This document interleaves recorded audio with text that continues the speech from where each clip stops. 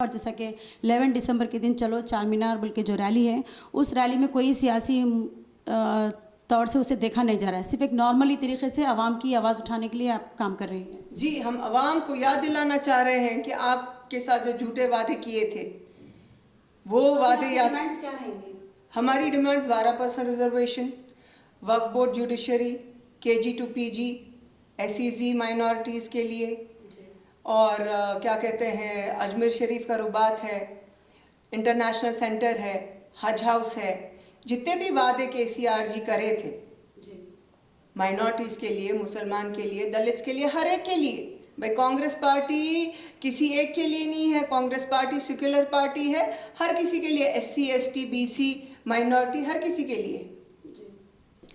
अस्सलाम वालेकुम नाज़रीन, मैं सैयदा नाहिदा क़ादरी। जैसे कि आप लोग देख रहे हैं, इस वक्त हमारे सामने मौजूद है तेलंगाना प्रदेश कांग्रेस कमेटी की जनरल सेक्रेटरी उज़्मा शाकिर। माशाल्लाह, वैसे भी आप लोग भी बेहतरीन तरीके से जानते होंगे कि उज़्मा शाकिर कौन है, कैसी है लेडी हैं, जो कई बार कई जगहों पे ऐसे धरने दिए हैं। माशाल्लाह कई सारे अवाम की खातिर कई सारी इन्होंने आवाज़ उठाई है, कई मुद्दों पे इन्होंने आवाज़ अपनी उठाई है और हमेशा हर वक्त अवाम के बीच में रहकर काम करने की कोशिश करती हैं। और आज वो हमारे सामने मौजूद है और हम इनसे कुछ, हमारे न्यूज़ चैनल के ज़रिए हम इनसे कुछ क्वेश्चंस करेंगे। अस्सलाम वालेकुम। वालेकुम अस्सलाम। जी, जैसे कि तेलंगाना प्रदेश कांग्रेस कमेटी की तरफ से पहले कुछ साल पहले YS राजशेखर रेड्डी के मौक़िफ़ में उन्होंने 4% रिजर्वेशन पास करवाया था, जिसकी तरफ से माशाल्लाह कई हज़ारों की तादाद में स्टूडेंट्स ने डॉक्टरी हासिल की, डॉक्टरी पढ़ाई कंप्लीट की है, बाज़ ने इंजीनियरिंग कंप्लीट की और आज माशाल्लाह कई सारे बच्चे अपने मुकाम पर हैं उस तालीम को लेकर। लेकिन उसके बाद में फिर कांग्रेस पार्टी की तरफ से ये रिजर्वेशन को लेकर बहुत सारे मुद्दे उठाए गए, लेकिन कुछ काम नहीं हुआ। इस बारे में आप कुछ कहेंगे? देखिए, तब भी YSR राजशेखर जी के टाइम पे हमने 5% मांगा था और हमें 4% रिजर्वेशन मिला कोर्ट की तरफ से। अगर आपको तब याद होगा, असदुद्दीन ओवैसी जो हैं, नकीब मिल्लत, हबीब मिल्लत, तब इसके ऊपर एतराज़ करे थे और तब उनका ये कहना था कि इस्लाम में फ़िरका परस्ती नहीं है, इस्लाम में बांटना नहीं है, तो ये बहुत ही कमज़ोर फ़ैसला है, कोर्ट भी इसको रद्द कर देगी। लेकिन अल्हम्दुलिल्लाह अल्लाह की मर्ज़ी थी और कांग्रेस पार्टी की मेहनत थी, कोर्ट ने फ़ैसला जो है 4% का दिया, 1% अभी भी पेंडिंग है। उसके बाद हमारी जो है हर टाइम कोशिश रही, क्योंकि हमारे इस फ़ैसले से कई गरीब बच्चे जो हैं अपने मुकाम पे पहुँचे हैं, अपने पैरों पे खड़ा हुए हैं, चाहे वो इंजीनियर्स हैं, डॉक्टर्स हैं। ये कांग्रेस पार्टी की ही देन है और अभी भी हम उसी जद्दोजहद में हैं कि हमारी तरफ से अवाम को कितनी राहत हो, हमारी तरफ से अवाम के लिए कितना काम हो, क्योंकि कांग्रेस पार्टी आम आदमी की पार्टी है, सेक्युलर पार्टी है। अब मैं आपको एक मिसाल देती हूँ। मैं 11 दिसंबर को चलो चार मीनार रैली है for Muslim reservation, for their rights and for their future. हमारे स्टेट के MP असदुद्दीन ओवैसी मुंबई में ये रैली कर रहे हैं, चलो Mumbai, Tiranga rally for Muslim reservation, for our rights and for our future. यहाँ के MP होते हुए वहाँ जाके उन्होंने बोल रहे हैं, जबकि वहाँ की गवर्नमेंट कोई प्रॉमिस भी नहीं करी रिजर्वेशन का। वहाँ इस मुद्दे पे सवाल उठाने का या रैली करने का क्या मतलब है? आप तेलंगाना की आवाम की आंखों में धूल झोंक रहे हैं, आप उनके जज्बात के साथ खेल रहे हैं। वहाँ पे NCP, शिवसेना और कांग्रेस की सरकार है, तीनों सरकार में से किसी ने भी वादा नहीं किया रिजर्वेशन का। जैसे यहाँ पे जो हमारे CM है KCR जी, उन्होंने क्या कहा इलेक्शन के टाइम पे, आप मुझे जिताइए, मेरे MLAs MPs को जिताइए, तमिलनाडु की शक्ल में मैं 12% रिजर्वेशन देता हूँ 4 महीने में। यहाँ पे असदुद्दीन ओवैसी जी एक बार भी आवाज़ नहीं उठाई 7 साल में। यहाँ पे घर की मुर्गी दाल बराबर हो गई। लेकिन एक सवाल ये भी है ना कि जैसा कि जब से कांग्रेस पार्टी में तेलंगाना प्रदेश कांग्रेस पार्टी की तरफ से जो प्रेसिडेंट बनाया गया रेवंत रेड्डी जब से अपनी सीट संभाले हैं यहाँ पर आने के बाद में, उसके बाद से तो कोई जैसा कि कांग्रेस पार्टी में कोई हलचल नज़र नहीं है। स्टार्टिंग में बहुत जोश खरोश में रहे, हर लीडर काम करने के लिए बहुत उतावला था, लेकिन उसके बाद में एकदम खामोशी इख्तियारी कर ली कांग्रेस पार्टी। तो कांग्रेस पार्टी खामोशी इख्तियारी करने की वजह क्या रही इस बीच? ऐसा तो बिल्कुल नहीं, क्योंकि नहीं, रेवंत रेड्डी जब से आए हैं तब से तो देखिए, रेवंत रेड्डी जी जब से आए हुए हैं वो एक बहुत ही बेबाक और निडर और जांबाज लीडर हैं। फुर्ती है उनमें और वही फुर्ती जो है हर कांग्रेसी में आई है। लेकिन रेवंत रेड्डी देख लीजिए आप, आज कोडंगल की जो मेंबरशिप ड्राइव थी वो कैसी थी, इट्स एग्जाम्पल इन इटसेल्फ कि रेवंत रेड्डी जी आने से कितनी फ़र्क पड़ी है कांग्रेस पार्टी में। लेकिन ये भी तो है ना कि जब से रेवंत रेड्डी कांग्रेस पार्टी ज्वाइन करे हैं, जब से उनको प्रेसिडेंट बनाया गया है, तब से कांग्रेस पार्टी में कई सारे मुस्लिम लीडर्स हैं जो बहुत पुराने सीनियर लीडर्स हैं, उन लोगों में नाइत्तेफाकी है। तो वो नाइत्तेफाकी की वजह से कांग्रेस पार्टी बहुत स्लो अपना काम कर रही है। कांग्रेस पार्टी जितना पहले जो जुस्तजू दिखाया करती थी आवाम के बीच में रहकर, वो जुस्तजू अब आवाम को नहीं नजर आ रही कांग्रेस में। देखिए, ऐसा कुछ भी नहीं है, किसी में भी ना इत्तेफाकी नहीं है, ये तो र्यूमर्स है, र्यूमर्स उठते रहते हैं। कांग्रेस पार्टी एक परिवार है, एक फैमिली है, हम सब मिलजुल के काम करते हैं। तो ये बात क्या फिर कहाँ तक सही है? जैसे कि ये भी सुनने में आ रहा है कि एटेला राजेंद्र को जिताने में कांग्रेस पार्टी का भी सपोर्ट रहा है, उनका भी हाथ है कांग्रेस पार्टी का। देखिए, अगर पार्टीज के तौर से अगर हम इलेक्शन देखते तो वो एक बात थी, लेकिन ये अना की बात थी। इस इलेक्शन में, हुजूराबाद इलेक्शन में अना की बात थी। It was an election between KCR and Etela Rajender. Congress का कहीं पे इन्वॉल्वमेंट ही नहीं था इसमें। तो इसमें आपका कहना यह है कि कोई सपोर्ट नहीं रहा? कोई सपोर्ट नहीं रहा।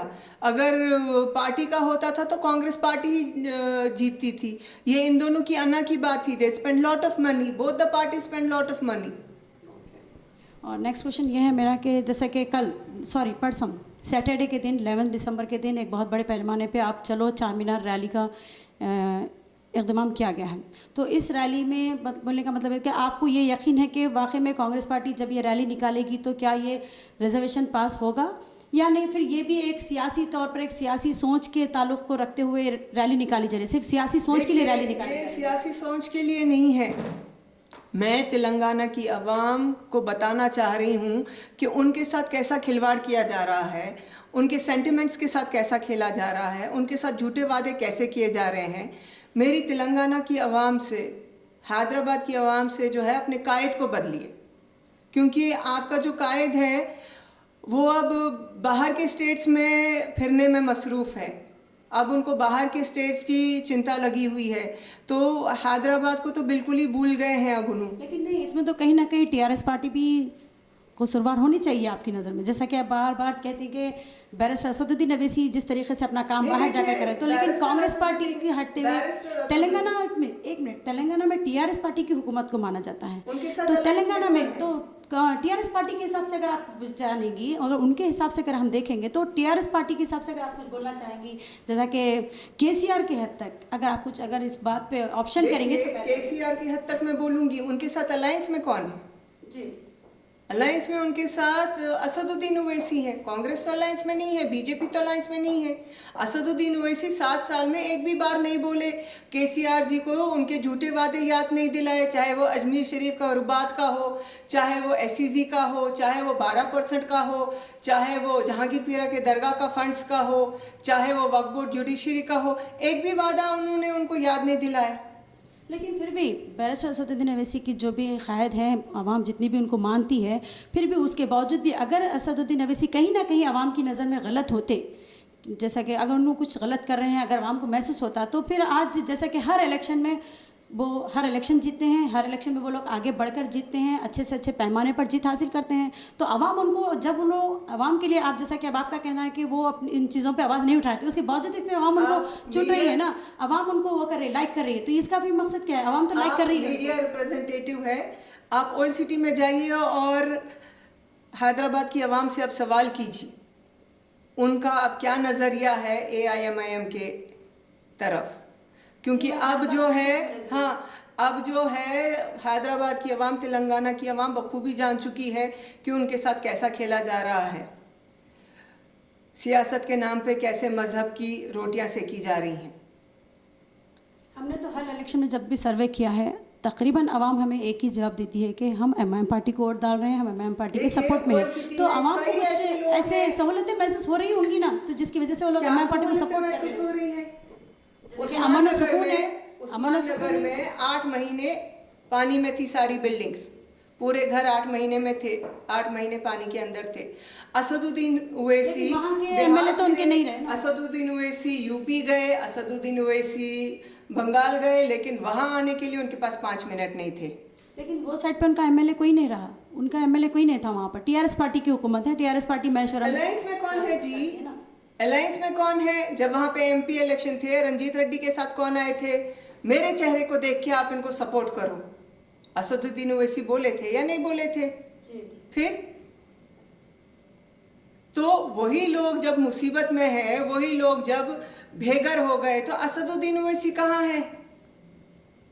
उसके बाद वो लोग जो है बहुत सारे जगहों 2 को महीने नहीं, जब ये फ्लड का जब स्टार्ट हुआ था, फ्लड आया था, फ्लड में तो बहुत सारे तरीक़ों से बहुत पैमाने पे उन्होंने वहाँ के लोगों को सपोर्ट किया है, वहाँ के लोगों को, क्योंकि हमने भी कई बार न्यूज़ चैनल के जरिए से देखा कि बहुत सारे लोग अपने लोगों को 10-10 हज़ार रुपए दिए, किसी को 5,000, किसी को 2,000, जबकि गवर्नमेंट 10,000 रुपए हर किसी को दी। लेकिन उनके कायद जो है बीच में पैसे खा गए, किसी को 5,000, किसी को 2,000, किसी को 1,000 ऐसा मिला। अवाम तो बहुत परेशान है, अभी भी परेशान है अवाम वहाँ की। लेकिन हमने वहाँ पर जब भी सर्वे किया तो हमें तो पूरा पता ये चला आवाम से कि हमको 10,000 रुपीज़ मिले हैं, और पर्सनली खुद अपने से अकबरुद्दीन अवैसी ने अपने तरफ से तो कई सारे फर्नीचर्स का इंतजाम किया है। कितनी कॉल्स है वहाँ की उस्मान नगर की, कैसे लोग अभी भी वहाँ परेशान हैं। फेज़ 2 के लोग कैसे परेशान हैं, अभी भी उनको कोई राहत नहीं है, अभी भी उनके घर जो है पानी में है। लेकिन वहाँ पर तो जिस तरीके से जो घर बनाए गए थे वो तो बिना परमिशन के वहाँ पर घर बने थे, जिसमें इन लोगों का तो कोई जैसा कि इनकी कोई गलती नहीं थी, जैसा कि पार्टी लेवल के लोगों की किसी की गलती नहीं थी। जिन लोगों ने वहाँ पर ज़मीन को बेचने की कोशिश की, जिन्होंने वहाँ पर लैंडिंग की थी, उस उन लोगों के हिसाब से देखा जाए तो वो लोग को वहाँ पर खरीदना नहीं चाहिए था वो प्रॉपर्टी। तो जिन लोगों ने प्रॉपर्टी खरीदी उनकी गलती नहीं, वो चीज़ों को नहीं मालूम करके प्रॉपर्टी मैं मानती हूँ FTL लैंड है, FTL लैंड पे पानी का कनेक्शन नहीं मिलता, FTL लैंड पे बिजली का कनेक्शन नहीं मिलता, तो ये सब चीज़ें कैसे दी गई? वहाँ पे वो लोग टैक्स भी पे कर रहे हैं। जब FTL लैंड है, टैक्स कैसे पे कर रहे हैं? कम से कम मुसलमानों के जो कायद हैं उन्होंने तो आवाज़ उठाना ना, लोगों को पता चलना ना।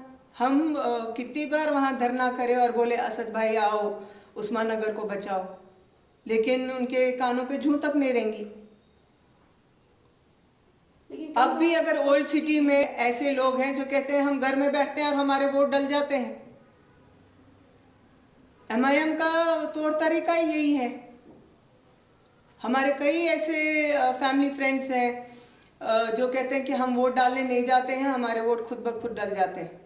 तो लेकिन इस ताल्लुक से कांग्रेस पार्टी अब क्या एक्शन लेंगी ये आप हमें बताएंगे तो बेहतर रहेगा। और जैसा कि 11 दिसंबर के दिन चलो चार मीनार बोल के जो रैली है, उस रैली में कोई सियासी तौर से उसे देखा नहीं जा रहा है, सिर्फ एक नॉर्मली तरीके से आवाम की आवाज़ उठाने के लिए आप काम कर रहे हैं। जी, हम आवाम को याद दिलाना चाह रहे हैं कि आपके साथ जो झूठे वादे किए थे वो वादे याद। क्या रहेंगे?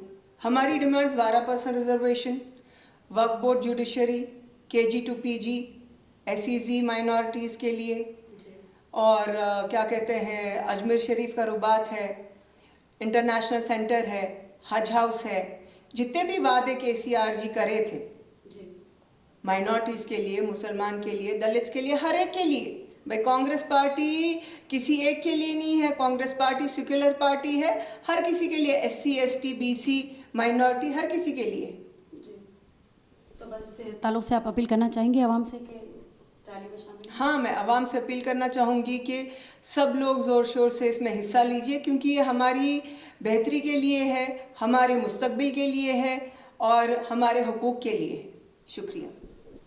जैसे कि आप लोग देख रहे थे, इस वक्त हमारे साथ मौजूद थी TPCC की जनरल सेक्रेटरी उस्मा शाकिर, जिन्होंने अभी हमें कई सारी बातों से वाकिफ़ करवाया है और ये भी कहा है कि जो 11 दिसंबर के दिन जो धरना रहेगा, 11 दिसंबर के दिन जो रैली रहेगी चलो चार मीनार, उसमें कई सारे डिमांड्स रहेंगे जो TRS पार्टी से रहेंगे।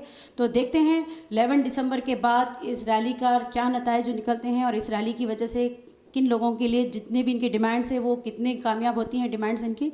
तो आगे भी इंशाल्लाह हम अपना काम करते रहेंगे, इसी तरह हम आपके सामने सच्चाई दिखाते रहेंगे। इंतज़ार करिए हमारे अगले न्यूज़ का।